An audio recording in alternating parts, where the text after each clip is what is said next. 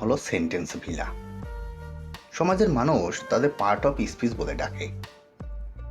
এক বাড়িতেই তারা ৮ ভাই থাকে, তবে তাদের কাজকর্ম এক না।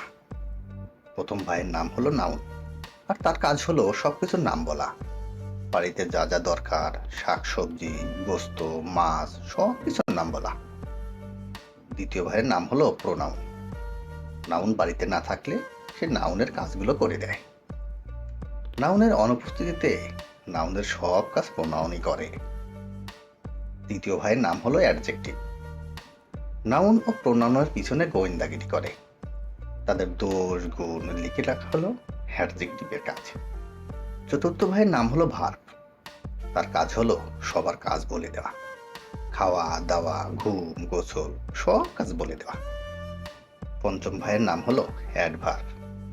তার কাজ হলো তৃতীয় ও চতুর্থ ভাই ভার্ব অ্যাডজেক্টিভ এর নজরদারি করা, তাদের অবস্থা পর্যবেক্ষণ করা। মাঝে মধ্যে সে নিজেও অবস্থা পর্যবেক্ষণ করে। ষষ্ঠ ভাইয়ের নাম হলো প্রিপজিশন। ভাইদের মাঝে সম্পর্কের বন্ধন তৈরি করাই তার কাজ।